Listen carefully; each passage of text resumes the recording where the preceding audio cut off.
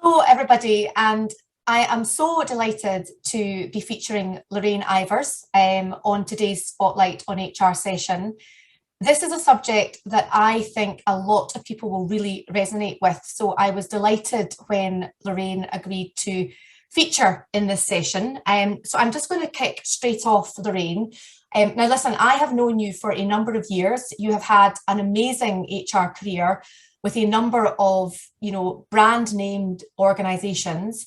But for the viewers that maybe haven't come across you or don't know much about you, can you maybe just give us a very quick introduction of some of the roles that you've done and some of the organizations that you've worked for? Certainly, Katie. Well, first of all, thank you very much. I'm honoured to be invited on. As you say, yes, I've had a lengthy career, 30 years in HR, and that has spanned a number of roles. I started out back when we were called personnel, as a personnel assistant with Electrolux. Quite a meteoric rise in there to the role of HR manager. Then for personal reasons, I came back up to Scotland, did a couple of contract roles and a mix of specialist and generalist roles. Okay. HR business partner, recruitment specialist, and that was with companies like Motorola, Compact. Then I went into Shell in a permanent role in there. Again, went in as a specialist, but moved to more generalist project type work. I then took a completely different change of route to local government. So my first foray into a unionised environment, quite a baptism of fire in there. I was headhunted back to a role in the commercial sector, but I realised it wasn't for me. Okay. I had a short stint in the civil service, and then latterly my last 12 years was spent with the Mungo Foundation, initially as HR director, and then eventually taken on a wider remit as corporate services director. Amazing. I mean, I think, as I said in my intro, you have had a really extensive HR career spanning, and I think you touched on it there, the fact that you've worked for both commercial and public sector. So my first question is going to be, what do you think has been the biggest impact on your HR career, and where do you think you have made your biggest impact? Yeah, certainly. Well, I think the biggest impact for me has been the pleasure of working with some inspirational leaders. This was people that had the confidence and trust in me to deliver and represent the organisation, and probably at times when I didn't actually have that inner confidence myself or believe in myself.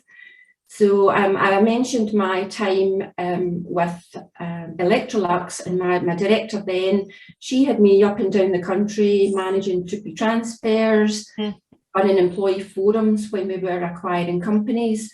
My HR lead, when I moved up to Shell, as I say, I started as a generalist, but very quickly she identified a wider set of skills, and I was managing projects, and then I was asked to take on a role as the HR manager for the Greek team. So that involved me working both in Greece and travelling 6 or so times per year to Athens, back in the days when there was no such thing as a direct flight. Oh, God.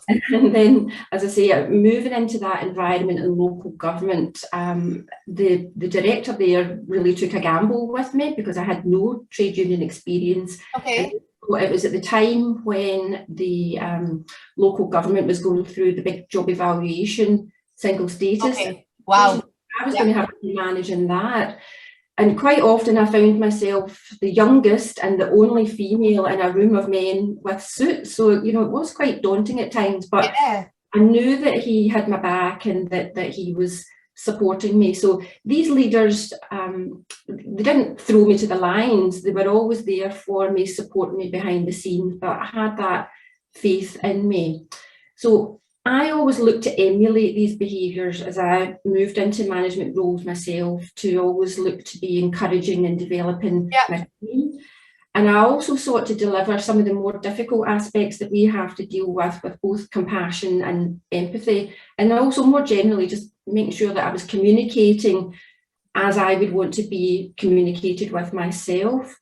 And I have to say, it's taken me to leave the profession, Katie, to truly appreciate the difference that I have made in people's lives. When I put a post out on LinkedIn to say that I was retiring, the words of appreciation and support, people picking up the phone and giving me personal messages, people actually spanning back through my whole 30-year career reached out to me, and I have to say I was amazed and humbled by that. I also amazingly had messages of support from people that I had to exit from various organisations in difficult situations. To get a good message from somebody like that does show me that I obviously did communicate with empathy and compassion. Very much so. I think sometimes we don't appreciate the impact that we've had on others, and these messages of good luck made me realise that I had followed in the footsteps of those leaders that had inspired me.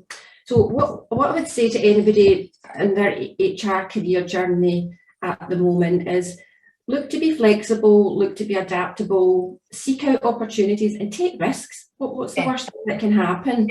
And also you see from my career that I've spanned across different sectors, and I've dipped in and out of specialist and generalist roles. And I know some people, they have a fear that if they step out into another sector or into that specialist that they might be pigeonholed, but I think you can see that you can move. Absolutely. And what I would say as well, leading on to what we're going to talk about next, is make sure that you're in a role that's keeping you happy, and above all, value yourself and look after yourself. Yeah,